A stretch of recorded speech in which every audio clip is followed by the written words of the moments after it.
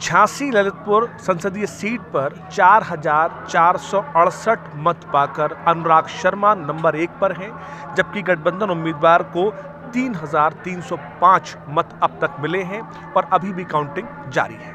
देखिए, अभी कुछ कहना चुनाव के बारे में काफ़ी जल्दबाजी होगी। मैं समझता हूँ कि चुनाव किसी ये पोस्टल बैलेट की गिनती है। अगर पोस्टल बैलेट में कोई, जैसा कि अभी सुनने में आ रहा है कि इंडिया अलायंस आगे है झांसी ललितपुर सीट पर, तो इसको भी कोई बहुत ज़्यादा महत्वपूर्ण नहीं कहा जा सकता, क्योंकि काफ़ी ज़्यादा गिनती अभी बाकी है। लगभग 13 लाख समथिंग वोट पड़े हुए हैं, तो उनमें अगर 1,000-2,000 वोटों की गिनती से आप ये आकलन करने लगें कि ये आगे हैं, तो ये मेरे ख्याल से बहुत जल्दबाजी होगी। त्रिपाठी जी, जीत हार कितने लाख की पहुंचेगी, क्या लगता है आप?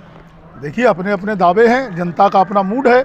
जिस हिसाब से रुझान आ रहे हैं, भारतीय जनता पार्टी कह रही है कि हम पिछली बार 3.5 लाख से जीतेंगे, इस बार लीड बढ़ेगी।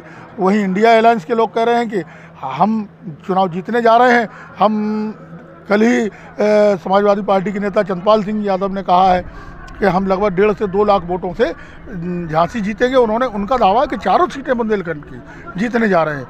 तो दावे बराबर चल रहे हैं, लेकिन हकीकत अब से ठीक 2 घंटे बाद, मैं कह सकता हूँ 2 घंटे बाद हकीकत समझ में आ जाएगी क्या ट्रेंड है। क्योंकि ईवीएम की जब शुरू होगी, तब जैसे फिरोजाबाद का भी मैं देख रहा था, फिरोजाबाद में काउंटिंग काफ़ी तेज़ी से चल रही है।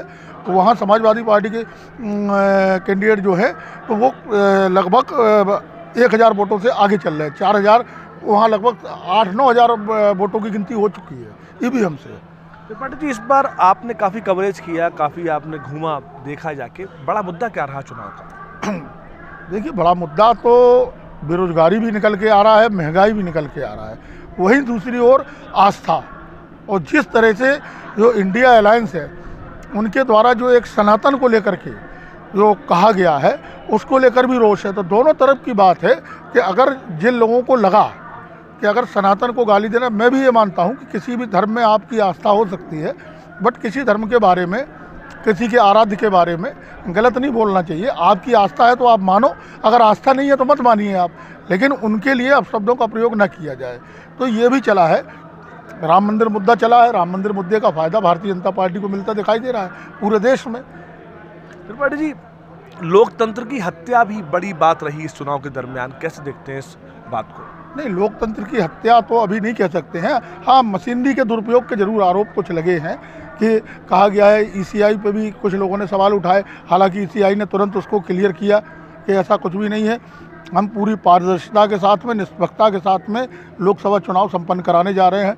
एडमिनिस्ट्रेशन के ऊपर अभी बीच में आया था कि बोले ईवीएम नहीं डीएम जिताते हैं, तो वो भी ईसीआई ने क्लियर किया कि डीएम का कोई रोल नहीं होता है चुनाव में। डीएम का कोई वो नहीं है कि डीएम अपनी तरफ से वोट लेके उसमें डाल दे। तो ऐसी बातें, कुछ बेसिर पैर की बातें भी की गई हैं। राजनीति है, राजनीति में जब लोगों को लगता है कि इस तरह से बोलने से हमको फ़ायदा हो सकता है। स्वामी प्रसाद मौर्य जी हैं, बड़े नेता हैं, उन्होंने लोकतंत्र की हत्या क्या होती है? लोकतंत्र की खत्म हो जाएगा, लोकतंत्र क्या है, ये क्या? लोकतंत्र की हत्या नहीं, वो संविधान खत्म करने की बात उठाई गई थी कि अगर, देखिए, भाजपा ने कहा अब की बार 400 पार।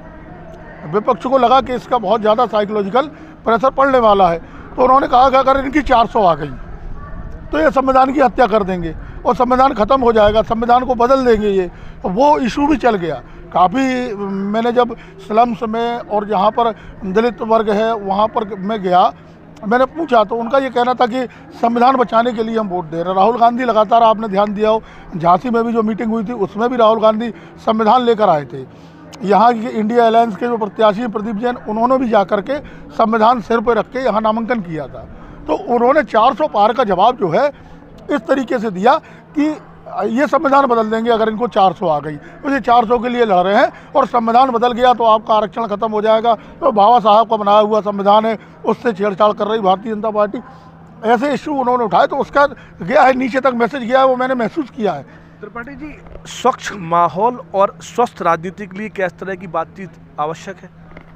देखिए, राजनीति का पैटर्न काफ़ी बदला है, और बदले हुए परिवेश में जब आप कोई विपक्षी आपका कोई बात कहता है, किसी मुद्दे को उठाता है, तो निश्चित रूप से काउंटर करना चाहिए।